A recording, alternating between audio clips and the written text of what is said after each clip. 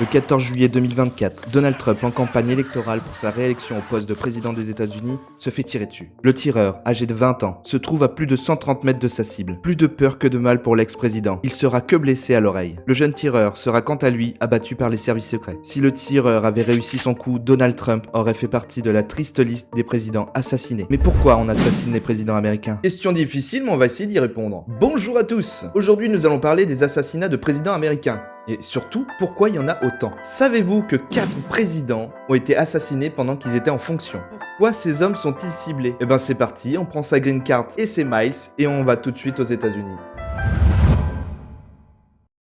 Le président des États-Unis joue un rôle central dans la politique nationale et internationale. En tant que chef de l'État, il est responsable de la direction du gouvernement et de la représentation du pays. Il est l'image du pays. Depuis la fondation des États-Unis, 4 présidents ont été assassinés. Mais qui sont ces 4 présidents assassinés? Le premier est peut-être le plus connu. 14 avril 1865. Nous sommes après la fin de la guerre civile américaine. Le Nord et le Sud sortent d'une guerre sanglante qui a déchiré le pays en deux. Un homme n'a vraiment pas apprécié le résultat de cette guerre. John Wilkes Booth, un célèbre acteur et sympathisant confédéré, tire sur le président en fonction, Abraham Lincoln, d'une balle à bout portant. Lincoln, qui était dans une loge de théâtre avec sa femme, meurt sur le coup. Booth était furieux de la victoire de l'Union et de l'abolition de l'esclavage. Il pensait que l'assassinat de Lincoln rallumerait la guerre et donnerait une chance aux confédérés. Ce ne fut pas le cas. Les loges de théâtre des présidents suivants vont être très surveillées. Président suivant, 1881. Garfield, le président américain, est abattu le 2 juillet 1881, pendant une période de réforme politique et de reconstruction après la guerre civile. Charles J. Guiteau, un avocat déséquilibré mental, qui pensait avoir joué un rôle crucial dans l'élection de Garfield et qui s'attendait à être récompensé par un poste gouvernemental. Guiteau a tiré sur Garfield par frustration et vengeance personnelle, croyant que l'administration lui avait tourné le dos. Super, maintenant quand un gars n'a pas sa promotion, il tue son boss. Mais dans quel monde on vit? Président suivant. 1901, McKinley a été assassiné le 6 septembre 1901, lors d'une période de prospérité économique et d'expansion impérialiste américain. Léon Scott Goff, un anarchiste qui croyait que McKinley représentait l'oppression des pauvres et des travailleurs. Scott Goff était influencé par les idéaux anarchistes et voulait frapper un coup contre ce qu'il croyait être un gouvernement oppressif. Je trouve que les services qui doivent protéger les présidents dans ce pays sont assez nuls. Ça fait déjà 3. Et pour finir, président suivant. 1963, John Fitzgerald Kennedy se rend à une parade au Texas en voiture décapotable. Kennedy sera tué le 22 novembre 1963, à une époque marquée par les guerres froides et les luttes pour les droits civiques des États-Unis. Lee Harvey Oswald a été officiellement désigné comme le tireur, bien que de nombreuses théories du complot existent. Les motivations exactes d'Oswald restent débattues. Il avait des liens avec l'URSS, ce qui a alimenté de nombreuses spéculations. Depuis cette histoire, plus aucun président américain n'a roulé en décapotable. Ouais, grosse boulette la décapo, John. Chacun de ces assassinats a eu lieu durant une période de grands bouleversements politiques et sociaux. Le président incarne le pouvoir de l'État, ce qui en fait une cible pour ceux qui s'opposent violemment aux politiques en place. Les décisions prises par ces présidents avaient des répercussions profondes sur la société, suscitant des violences extrêmes. L'assassinat de Kennedy est particulièrement célèbre pour les nombreuses théories du complot qui l'entourent, allant de la CIA à la mafia. Certaines de ces théories parlent d'extraterrestres, pensant que la Terre est plate et que nous sommes gouvernés par des lézards. Oh, pardon, excusez-moi, c'était pas le bon dossier. Ah non, c'est l'autre. Les assassins avaient souvent des idéologies extrémistes, qu'elles soient politiques, sociales, personnel. Il n'y a pas que les présidents américains qui ont été ciblés. Au cours de l'histoire, plusieurs tentatives ultra célèbres ont fait le tour du monde. Comme le jour où on a tiré sur le pape.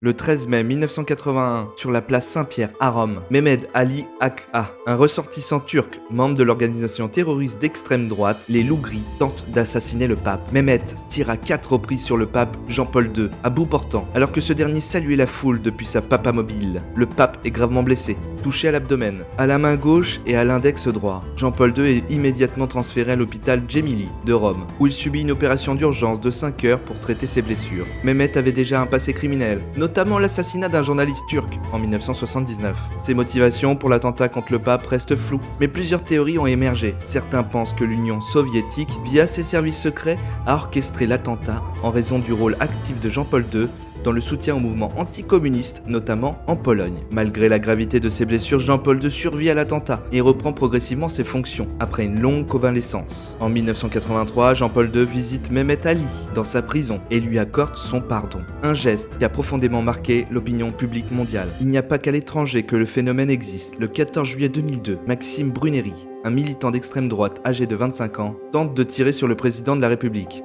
Jacques Chirac, lors du traditionnel défilé du 14 juillet sur le Champs-Élysées. Massé au milieu des spectateurs, le jeune homme dissimule une carabine 22 long rifle dans un étui de guitare. Je me souviens de cette tentative sur Jacques Chirac, j'étais encore enfant, et ça m'avait profondément choqué. Comment un homme sur les Champs-Élysées peut sortir une carabine comme ça avec tous les flics et les militaires présents. Pour résumer, les assassinats de Lincoln, Garfield, McKinley et Kennedy partagent des motifs liés à des contextes de troubles politiques et sociaux et à des idéologies extrémistes. Ces événements tragiques montrent la dangerosité d'être homme ou femme politique et soulèvent des questions sur la sécurité et les leçons à tirer pour éviter de tels drames à venir. Est-ce qu'en 2024, de grands troubles plus profonds encore vont ressurgir? Bien que l'économie et la société des États-Unis sous Trump aient créé un climat tendu et divisé, ce n'est pas la seule raison des menaces ou des tentatives d'assassinat. Les motifs des gens qui font ces actes sont souvent complexes et incluent des facteurs personnels, politiques, sociaux et parfois psychologiques. Les événements durant la présidence de Trump ont quand même contribué à un climat de tension et de conflit qui peut pousser certains à des actes extrêmes. C'est assez fascinant la géopolitique. Et comme dit le dicton, le battement d'ailes d'un papillon au Brésil peut provoquer une tornade au Mexique. J'espère que cette vidéo vous a plu. Je vais essayer de temps en temps vous faire des vidéos comme je viens de faire sur l'actualité directe. N'hésitez pas à suivre cette chaîne. Nous sommes bientôt 3000. Merci pour votre soutien. Je vous dis à très vite pour un autre sujet de société insolite.